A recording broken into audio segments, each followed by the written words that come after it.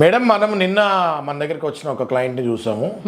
ఒక app, I don't want to name it, ఒక financial సంస్థ ఒక 50 లక్షలు అప్పించింది. సడన్గా వాళ్ళ ఇంటి మీదకి డైలీ ఫైనాన్స్ లాగా ఒక 4 మన దగ్గర ఫోటోలు ఉన్నాయి. తర్వాత చూపిద్దాము, కొన్ని రూల్స్ ఉన్నాయి కాబట్టి చూపించట్లేదు, తర్వాత చూపిద్దాము.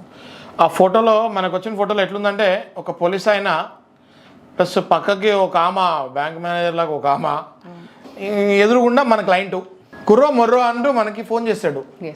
ముందు రోజు వచ్చాడు, చెప్పా నేను వేసేద్దాం అంటే ఒకరోజు సార్ అన్నాడు. ఆ ఒకరోజులో ఏం చేసి రాలో వచ్చేసి ఆర్బిట్రేషన్ క్లాస్ కింద నేను మీ ఇంట్లో వస్తున్న సామాన్లన్నీ జప్తు చేస్తున్నా అని చెప్పి ఈమె ఏం చేసింది, బ్యాంక్ మేనేజర్, అదే బ్యాంక్ కాదులేండి అది, కానీ ఏదో యాప్, ఆ యాప్ సంబంధించిన సిబ్బంది 100కి కాల్ చేసింది పోలీసు వాళ్ళకి, నేను ఇక్కడికి వచ్చాము, ఇక్కడ గొడవ అవుతుందని.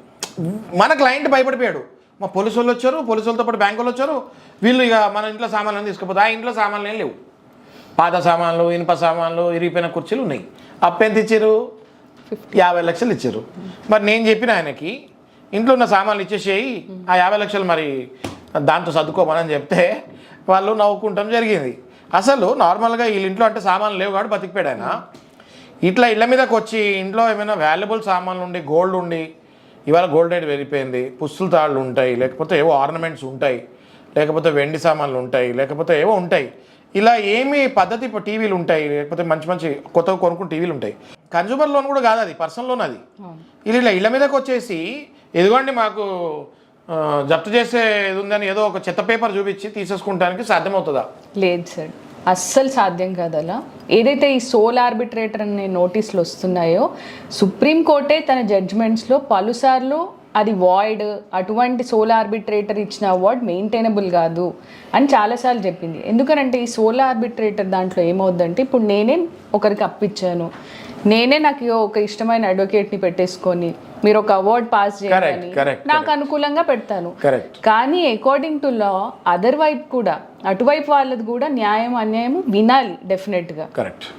సో ఈ సోల్ ఆర్బిట్రేటర్ అవార్డ్స్ కానీ, ఇంటిని జప్తు చేస్తాను, నేను మూవబుల్స్ అన్ని రికవర్ చేసుకుంటాను, సామాన్ అంతా తీసుకెళ్ళిపోతాను అనేది కుదరదు. అది according to law it is void కదా. ఇది తెలియక చాలా మంది కంగారు పడిపోయి ఇంటి మీదకి రాగానే కొంతమంది అయితే డిప్రెషన్కి వెళ్ళి, కొంతమంది అయితే అప్పటికప్పుడు వాళ్ళ మీద పెట్రోల్లో కిరోసిన్లో పోసుకొని, అలాంటి క్లయింట్ కూడా నిన్న మనకు కాల్ వచ్చింది హోమ్ లోన్ సంబంధించి. పెట్రోల్లో కిరోసిన్లో పోసుకొని మీరు పోసుకున్నారు బై మిస్టేక్ వాడేవాడని అంటిస్తే మీ పరిస్థితి ఏమవుతుంది? సో అట్లాంటి పిచ్చి పనులు చేయకండి, డిప్రెషన్కి వెళ్ళకండి, సూసైడ్లకు వెళ్ళకండి.